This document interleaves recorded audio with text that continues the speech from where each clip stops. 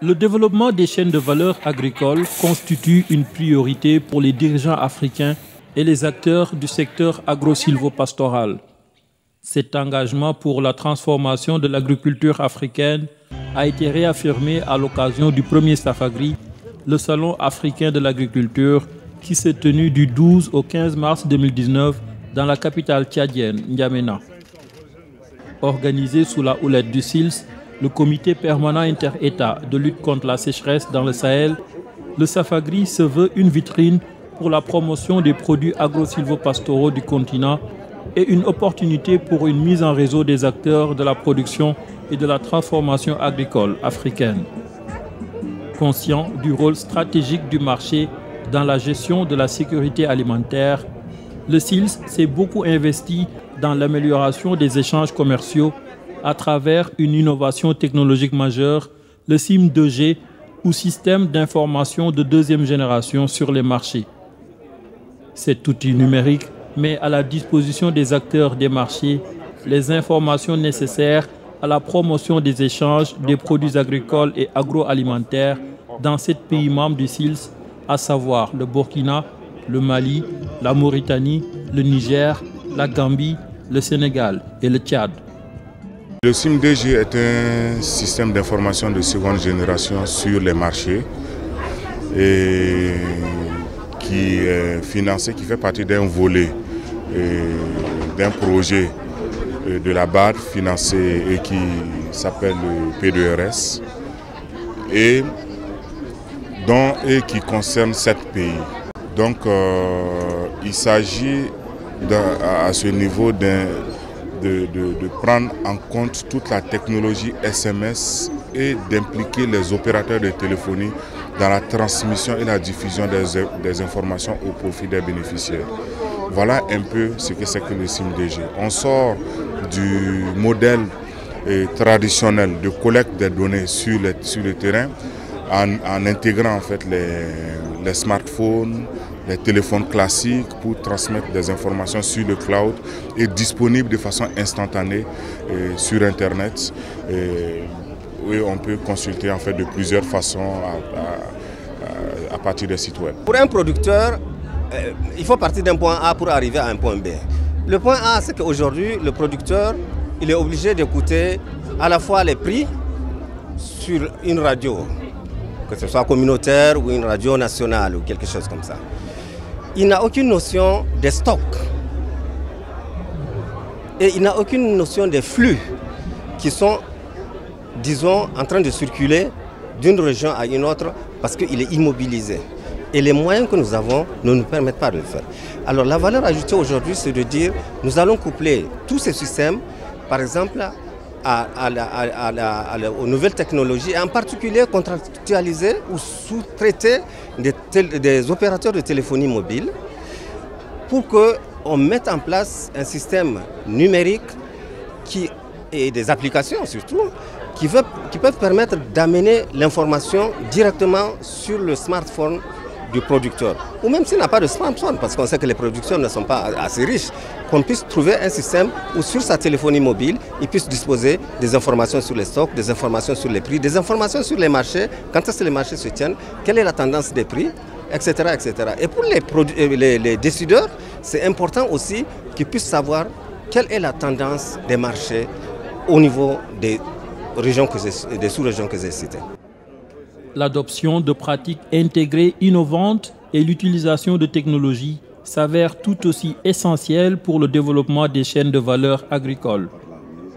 Grâce à la bourse virtuelle SIM2G, les professionnels du secteur agroalimentaire du Sahel sont en mesure de recevoir en temps réel des opportunités d'achat ou de vente, leur permettant ainsi de minimiser les frais d'intermédiation et de rentabiliser leur activité. Le SIM2G, comme je l'ai dit, dans le passé, c'était vraiment la version classique, version papier, qui nous prend tellement du temps pour faire acheminer d'abord le questionnaire du terrain jusqu'au niveau central, faire la saisie, le traitement, l'analyse, avant de sortir le tableau, voir les variations. Or, maintenant, avec ces SIM deuxième génération, puisque les données sont collectées via une application sur smartphone, cette application SIM2G, Alors cette application, l'agent au terrain à la minute renseigne et à la minute nous sommes au courant qu'il a déjà collecté des données sur tel spéculation, par exemple le céréal. Alors directement vous avez les tableaux de sortie, vous avez tous ces éléments-là et puis on lance l'analyse. Voilà la différence avec le système classique. Le SIM-DG, c'est un système de partage d'informations et de données dans le domaine des commerces. C'est pour avoir les données en ligne. À travers ces systèmes, tu peux poster les offres, tu peux avoir l'accès aux offres en ligne dans d'autres pays et ça nous permet de mettre en réseau les utilisateurs. Et ça permet aussi d'acheter ou bien de vendre ces produits en ligne. Donc c'est très très important parce que ça permet de rapprocher les produits des utilisateurs. Si on arrive vraiment à intégrer le SIM-DG, vous savez que le Tchad est un pays d'élevage par excellence. Et disons en Afrique, ici, c'est le premier pays pastoraliste. Nous avons beaucoup de ressources que nous voulons valoriser. À travers ces SIM, nous pouvons valoriser nos produits, nous pouvons informer nos acteurs de la sous-région sur les différents produits qui existent dans le pays et ça permet de faire rentrer des devises. La bourse virtuelle SIM-DG propose une vente de produits en ligne tels que les céréales et produits dérivés, tubercules et racines, des légumes, mais aussi du bétail et des produits halieutiques. Grâce à ce système entièrement digitalisé, le client bénéficie en effet de la possibilité de comparer les offres de plusieurs commerçants et de tirer profit des offres les plus compétitives. Pour ce qui est par exemple du système de deuxième génération, nous pensons que c'est un outil qui va permettre également aux femmes à mettre leurs produits en ligne sans forcément se déplacer parce qu'il y a toujours des fois des contraintes de déplacement, etc. Mais si elles arrivent en tout cas à inscrire leurs produits en ligne, elles peuvent faire des transactions.